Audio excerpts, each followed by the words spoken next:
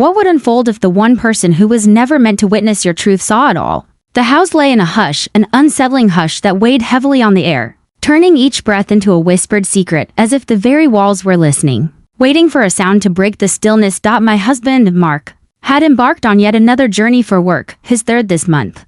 The justifications never varied. In the realm of real estate, connections are the lifeblood. My friend, you're aware of that. Yet, the reality, long ago, we faded from the forefront of importance. I reassured myself that the solitude was familiar, that I had grown accustomed to it. Yet, that night, the void clawed at my soul more fiercely than ever before. The wine worked its magic. With 2 glasses down, the jagged points of my irritation began to blur. The third glass ignited a wild spark within me. His footsteps were silent, slipping through the air like whispers in the night. The television flickered softly. An old romantic comedy unfolding in the background, its volume barely a whisper, merely a cacophony to occupy the emptiness. I found myself lost in thought, completely unaware of my surroundings. My mind wandered, ensnared in recollections of the moments when Mark would gaze at me with the same intensity he now reserved for sealing deals. And then, a subtle shift, a creak echoed from the staircase. My breath caught in my throat. What was meant to be an empty house held secrets within its walls, whispering tales of the unexpected. He stood there. My stepson, Jason, returned from college for the weekend, standing motionless in the doorway, his dark eyes fixed on mine, wide with astonishment. In that moment, a chilling realization washed over me, as if a dark shadow had crept into my mind. Had witnessed it all. The wine glass slipped from my fingers, shattering against the hardwood floor. Yet, the sound scarcely made an impression. In that fleeting moment of quiet, an unspoken tension, far more perilous than shame, lingered between us. Comprehension. In that instant, clarity washed over me. Everything had changed forever. What unfolded was far from the plan. Jason was never truly my son. Not in the way one might think. It was at the tender age of 12 that Mark wove him into the fabric of our lives. In those formative years, I endeavored to embrace the role of a mother to him, yet sorrow and youthful defiance had erected barriers between us. When he set off for college, we had become little more than courteous acquaintances sharing the same home. Yet now, as he stood there, his expression a mystery, I sensed a change in the air, not longing. But it was far more intricate than that. There was a force that commanded attention. The manner in which his eyes danced, the way his throat constricted as he swallowed. He felt the same tremor within him as I did, yet hidden beneath the shock lay something more profound. And that posed a much greater peril. Silence enveloped us. Not at that moment. He averted his gaze initially, murmuring something about having left behind his device charger. A weak justification. We were both aware of the reality that lay before us. In a fleeting instant, he had caught a glimpse of me that I could never reclaim. I ought to have released it into the winds of time. Yet, I chose not to. Later that night, as I lay in bed, gazing at the ceiling, my skin still buzzing with adrenaline, I heard it. A gentle tap at my door. I might have feigned slumber. I might have urged him to go. Yet, I chose not to. As the door creaked open, a world of possibilities awaited beyond its threshold. In the soft, muted light of the hallway, I caught a glimpse of something in Jason's eyes that reflected the very essence of my own solitude. In that instant, I stumbled upon my initial error. Here is where the tale truly unfolds. What unfolded was more than merely an affair. It was a tumultuous clash of remorse, fixation, and repercussions that took me completely by surprise. And by the time I understood the depths of my descent, the moment had slipped away, leaving me with the weight of my choices. In the stillness of the night.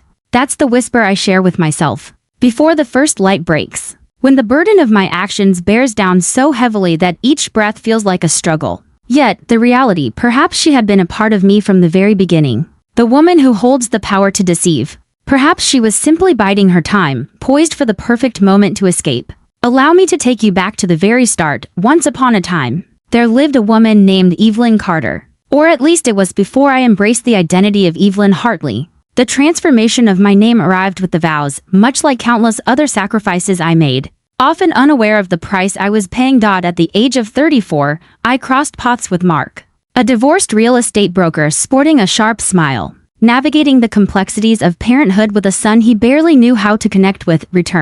In that moment, his attention wrapped around me like a warm embrace, leaving me feeling truly cherished. He exuded success and confidence, all that my former partner lacked. As he brought me face to face with Jason, a brooding 12-year-old who bore his mother's gaze, a spark ignited within me. I realized at that moment, this could be the opportunity to create the family I had always dreamed of. How innocent that Listen closely. The initial fissures emerged more swiftly than I had anticipated. Mark was never unkind, merely distant. His journeys for work extended in duration. His justifications accumulated. Do you see it, Evie? This opportunity could pave the way for our future. Yet, with each month that slipped by, the life we were crafting seemed to grow more hollow. And then, there emerged Jason. In the beginning, I made my attempt. Oh, how I endeavored. Prepared his meals. Attended his soccer matches. He slammed the doors and I heard him say, "You're not my mom yet." Sorrow is a relentless companion. It remains indifferent to noble aspiration. When he departed for college, we had established a measured distance between us. He summoned Mark, not me. He returned home for the holidays, yet our words were few and far between. I whispered to myself that it didn't hurt. It was a delightful experience. On the night when Jason laid eyes on me, my thoughts were far from him. My mind was a blank canvas, untouched and untroubled. Only the wine. The solitude, the untouched side of Mark's bed lay still, a testament to the 6 nights that had passed without a whisper of slumber. What unfolded was beyond my imagination, but when Jason rapped on my door later that night, his voice was taut with an emotion I couldn't quite place. I ought to have sent him away. Instead, I welcomed him in, not in body, not at that time, yet into a realm far more perilous. Let us gather and share the tale of what transpired. His words lingered in the air, suspended between us. Rich with meaning, I might have feigned ignorance. One could have easily feigned indifference, as if it were merely a trivial matter. Yet, the gaze he cast upon me, a blend of anxiety and resolve, revealed that he was not going to allow it. In a moment of poor judgment, I made the gravest mistake imaginable. I shared the truth. "I regret that you had to witness that." A muscle in his jaw twitched, a subtle sign of the tension brewing beneath the surface. No need for an apology. And then, softly, "I understand the depths of your solitude." It was in that moment I came to understand. He had outgrown his childhood. And that realization filled me with dread. The events that unfolded next were not abrupt. It was a collection of subtle, seemingly harmless instances. Soft, lingering glances exchanged in the warmth of the kitchen. Unintentional brushes as the salt is passed along. In the quiet hours of the night, we engaged in dialogues that felt like a dance, where we were merely two souls sharing secrets, not a tale of a stepmother and her stepson. Every single one, a journey toward the brink, each one more compelling than the one before. Until that fateful night when he uttered, "You deserve better than him." In my moment of vulnerability, I allowed myself to trust his words. The manner in which I allow myself to crave his attention, the voice screamed, a haunting echo, warning me of impending doom, yet I chose to turn away, dismissing its cries. In that fleeting moment, I wove a narrative for myself, convincing my mind that I was treading a path free of missteps. Yet, the cosmos possesses a remarkable ability to restore equilibrium, and our reckoning arrived with a swiftness that caught us both off guard. I discovered that truth through a challenging journey. Once upon a time, it all began with a text, "He is returning home sooner than expected." 3 words that sent a chill coursing through my veins. Mark had not been expected to return for another 2 days, yet there it stood. His message flickered on my phone, nonchalant yet heavy, like a verdict waiting to be delivered. "The gathering has come to a close. Make sure to return by 9 o'clock. I gazed at the screen, my heart racing in my throat. This was not part of our plan. That's the tale I spun for myself, at least. It simply unfolded. Yet another evening filled with an abundance of wine. Yet, the justifications felt empty now. Jason rose from his slumber. "What troubles you?" I found myself at a loss for words. With a simple gesture, I passed him the phone. His expression shifted. "Not guilt, not yet. Simply a matter of numbers. We have 6 hours," he declared. As if that resolved anything, we scrubbed and polished with the fervor of those on a mission, leaving no trace behind. The sheets have been washed. Windows opened. Sprayed linen mist as if it held the power to wash away the lingering scent of our actions. Once upon a time, there was a character named Jason, swiftly adorned. His movements were taut with anticipation. He shall remain unaware. I yearned to place my trust in him. Yet, as he reached for me one final time, I recoiled. Something in his eyes grew steely. "Regrets have no place here, Evelyn." And that was the moment of revelation. I had lost the reins of my own destiny. As the clock struck 8:47 p.m., Mark's key found its place in the lock, turning with purpose. In the heart of my kitchen, I found myself stirring a pot of soup, a humble beginning to a culinary tale yet to unfold. "Such a feeble excuse. Ah, the aroma is delightful," he remarked. Setting his suitcase down beside the stairs, I conjured a smile. "I figured you might be feeling a bit peckish." He pressed his lips gently against my cheek. His lips bore the marks of the elements, cracked and parched. Known for one dizzying second, a wave of nausea threatened to overwhelm me. And so it was that Jason made his descent from the stairs. Unaware of your return, Jason remarked, his fingers tightening around the banister. Mark beamed, giving him a hearty clap on the back. The soldier, behold the unexpected. Have you both been sharing each other's company? A question brimming with complexity. Jason remained utterly still, his gaze unwavering, assisting Evelyn in tidying up the garage. A deception so seamless it filled me with dread. Mark embraced it wholeheartedly. What could possibly hold him back? That evening, as we lay in our bed, Mark extended his hand towards me. "Itnsed. Weary," I whispered softly. With a heavy sigh, he turned away. "Of late, weariness seems to have woven itself into the fabric of your days." The accusation lingered in the air, a silent weight that separated us. I gazed at the ceiling, Jason's words reverberating in my mind. Regrets have slipped through the hourglass of time. The following week felt like an endless torment. Each look exchanged between Jason and me was laden with significance. Each pure caress ignited a fire within. We chose to remain silent about the events that unfolded.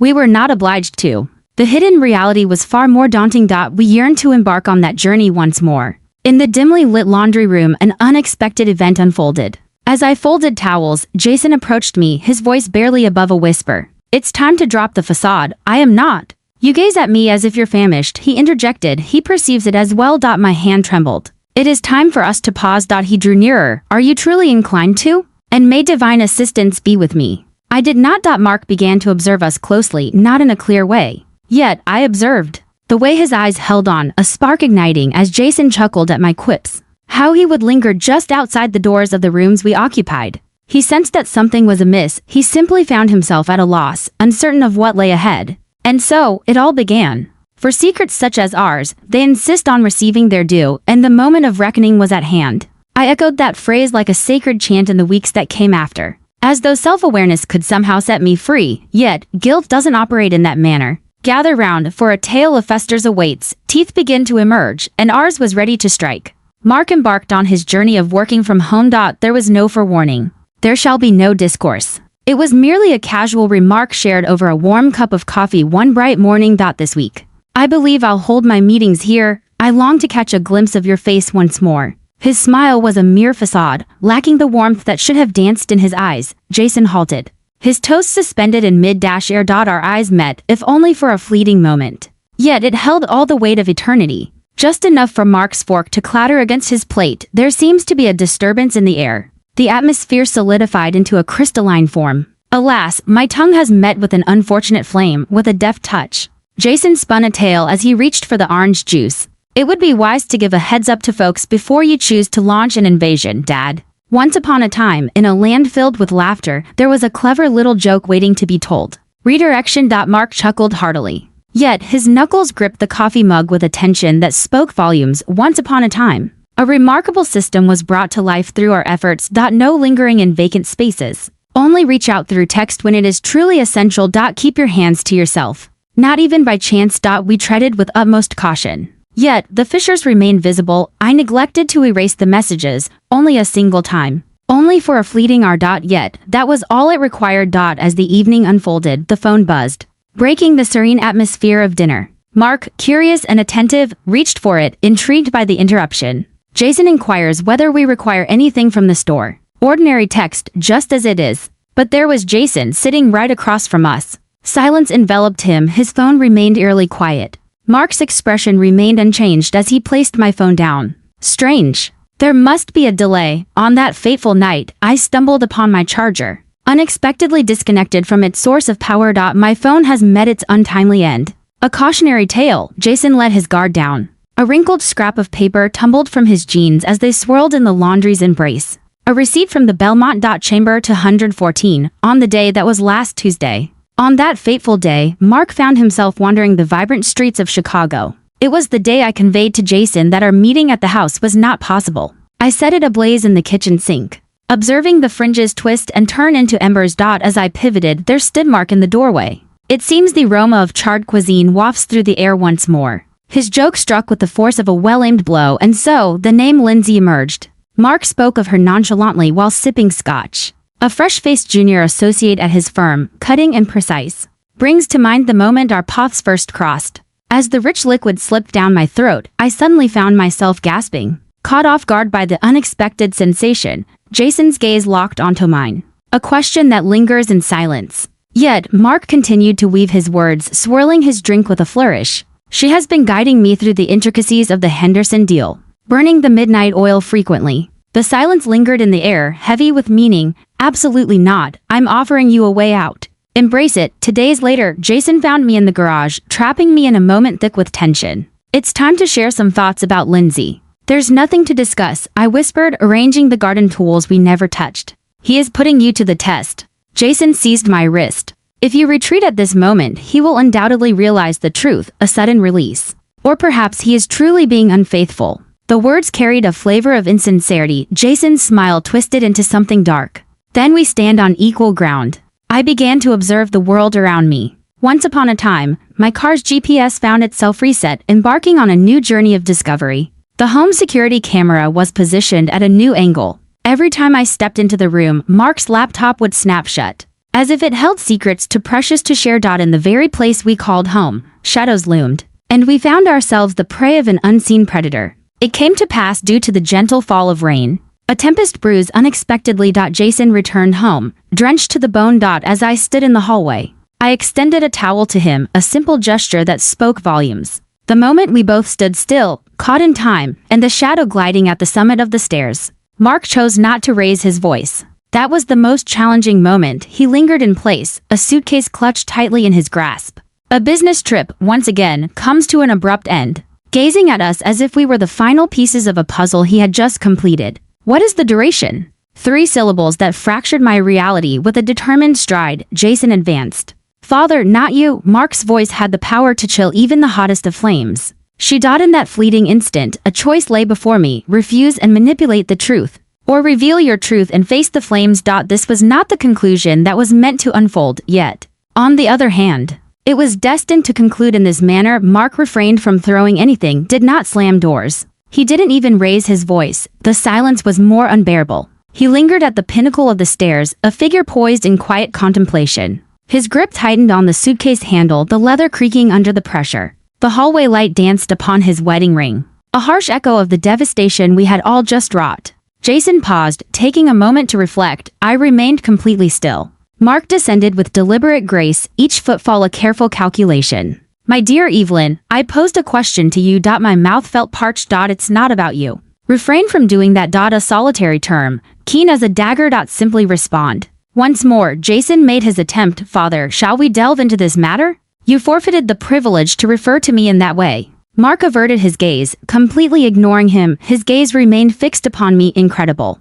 Lengthy. 3 moons have passed. Quiver. That was all he offered me. Then he shifted his gaze to Jason. Leave now. With a quiet resolve, Jason departed. It's more than merely the dwelling. With a swift motion, he seized his car keys and slipped away into the darkness. There is no farewell. No apology. Only the sharp cry of tires gripping the slick surface. A fleeting moment of tension in the air. At last, Mark turned his gaze toward me, truly gazed upon me. Was it an act of vengeance? The question caught me off guard. What is this, Lindsay? He let out a hearty laugh, a sound that echoes with emptiness and fracture. She is but a figment of imagination. I crafted her image to see if it would stir something within you. The snare I had unwittingly stepped into. We found ourselves perched at the farthest reaches of the couch. Once we were close, but now we are merely strangers. Mark began the tale. For weeks, I sensed that something was amiss. The moment I stepped into a room, the two of you would suddenly become statues, caught in a spell of silence. He gently massaged his temples. Yet, my very own son. Oh, Evelyn, I stood vulnerable with no shield to protect me. It was not part of the plan, I murmured. That only deepens the trouble. He rose suddenly. Are you curious about the twist in the tale? I believed you were involved with Dave from accounting. Our IT guy was keeping a watchful eye on your emails. A wry laugh escapes. Not once did I entertain the thought of him. The old clock in the hallway ticked steadily, marking the passage of time with each rhythmic sound. He has been shown the door, never to return. I glanced up with sudden intensity. You would sever ties with your own flesh and blood. You would select him instead of your husband. Mark responded with a clever retort. The quiet lingered in the air, weaving an unspoken bond between us. Then he unleashed the devastating truth. I desire your departure by dawn, enveloped in a haze. 2 suitcases hold the weight of 20 years of marriage. Mark stood at the doorway, his arms crossed, observing the scene unfold before him. Prepare to hear from my legal representative, Mark. Preserve it. He averted his gaze, the most challenging moment.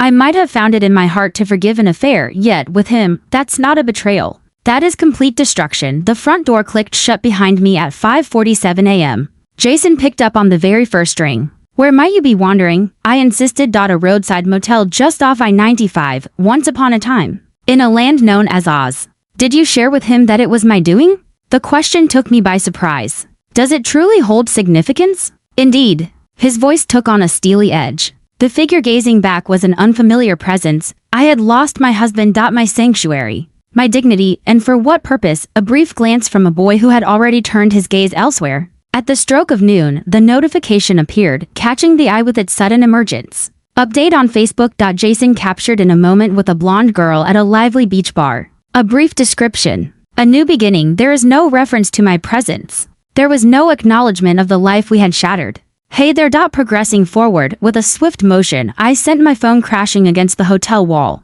It was 6 weeks after I departed from Mark's house that I uncovered this truth. As the divorce papers came accompanied by something far more incriminating. A joyful revelation of a pregnancy test result. The clinic was infused with the scent of antiseptic and the faint whisper of false hope. According to your most recent cycle, you find yourself approximately 8 weeks into this journey. The doctor remarked, her fingers lightly tapping on the clipboard. As my veins were flooded. Fortnight. The calculations were irrefutable. Over the span of 3 days, I reached out to Jason a total of 13 times. At long last, he responded after the 14th attempt. Oh my, Evelyn, here I am at a tailgate gathering. I'm expecting a little one. The ambient sounds faded away suddenly. Softly echoing steps, a door slammed shut. Then his voice dropped to a whisper. Are you certain this belongs to me? The question ought not to have pierced my very core, yet it did. There's no tale where it belongs to Mark. A deep, lingering hush. And so it begins. Eliminate it. Glick. The following day, a formal notice was dispatched by Mark's attorney. He was challenging our prenup, citing marital misconduct as his reason. Interpretation. He desired to leave me without a single coin to my name. I arrived at his office without a prior notice. You would truly abandon me to a life without shelter. My voice trembled. Mark hardly lifted his gaze from the cluttered surface of his desk. Your decisions have been set in motion, and you crafted yours. I forcefully placed the ultrasound photo on the table. For years, you turned away from me. Once upon a time, there was you. Refrain from doing so. His fist struck the wood. Do not even think of placing the blame on me for this. It was the first moment I laid my eyes upon it. The deep pain hidden beneath his fury, I departed in silence without uttering a single word. It all began with a thread on Reddit. My stepmother, aged 40, she's expecting a child with me, a 21-year-old male. Ask me anything. Images captured found their way to Twitter. Then came TikTok. Behold my visage, extracted from Mark's Facebook. Faintly discernible yet unmistakably clear. Jason's visibility has improved. I switched off my phone and retched into the motel sink. 2 days later, my sister made her entrance, unexpected and unannounced. Her minivan sat quietly, engine humming softly, just outside room 217. You're coming home, Rachel declared, lifting my suitcase with ease. I am unable to do that. Mother understands. Her gaze was so intense. It felt as if it could turn steel to liquid. Her desire to lend a hand remains unwavering. Only the divine holds the answers. As I traveled along I-95, emotions overwhelmed me, and tears streamed down my face, observing my past fade away in the rearview mirror. The scent of lemon pledge mingled with the weight of disappointment in my childhood home. Mom poured the tea as if we were navigating the delicate waters of a job loss rather than unraveling a scandal. You will remain by my side throughout the journey of this pregnancy, she declared with a serene assurance. Then came the journey of adoption. Rachel let out a snort. Who would dare to take that baby? The clock ticked away, each sound a reminder of time's relentless march. Mom's hand enveloped mine. Let us declare that it belongs to Mark. A tale spun to conceal the transgression, the cherished tradition of the family. At the witching hour of 3 a.m., Jason's call pierced the silence.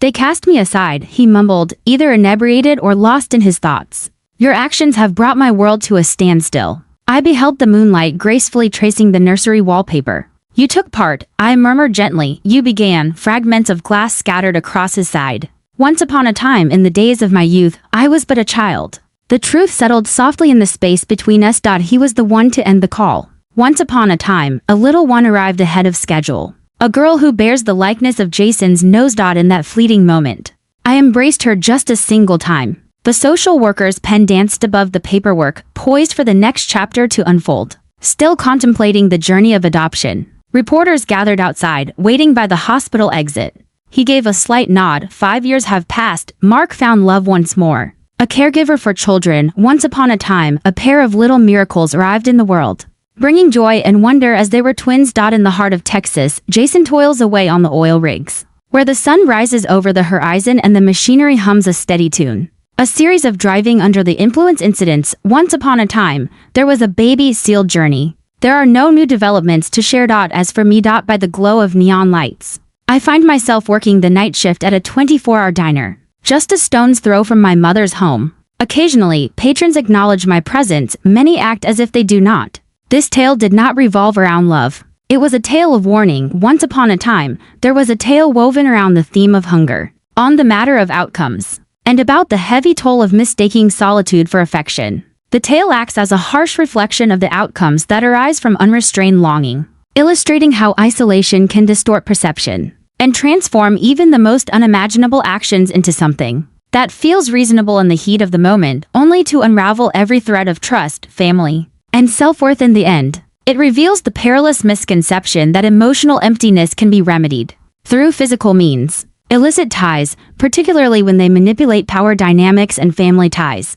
unveil the fragility of such relationships, showing they are constructed on unstable ground, crushed by the burden of remorse, the weight of disgrace, and the gaze of society. The tale reveals that betrayal transcends mere action. It sends ripples through the fabric of relationships, inflicting pain not just on those directly involved but also on all those linked to them, from partners to young ones to the broader kin, etching marks that endure beyond the fleeting excitement of defiance. It unveils the contradictions of human reasoning, illustrating how the protagonist first shaped her. Her actions emerged as a bold reclamation of agency, a fierce response to the shadows of neglect. Yet, in a twist of fate, she discovered too late that she had unwittingly crafted the very blueprint of her own downfall, illustrating how the mantle of self-assigned victimhood can be a fragile facade. Veiled intentions for responsibility sidestepped. The narrative sharply examines the facade of control, showcasing how the Stepson shift from eager participant to bitter accuser reflects in the unfolding narrative of these dynamics, a power shift is destined to occur,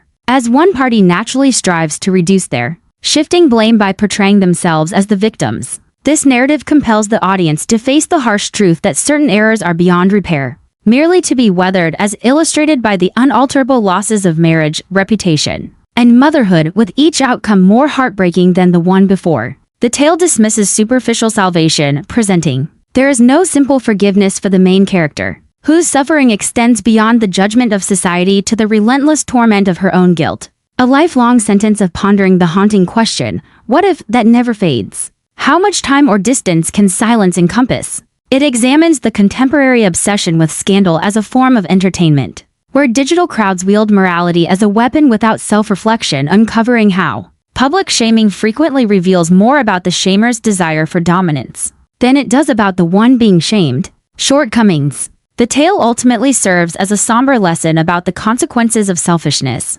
illustrating how the chase for momentary approval bit through an affair, a pregnancy, or the allure of being selected can erase destinies, transforming affection into a tool and closeness into a means of power. Most crucially, it imparts the unyielding truth that not all wounds mend, not all debts find resolution, and certain choices cast us into exile from the lives we once cherished, leaving only the sharp insights of reflection guiding us through the ruins.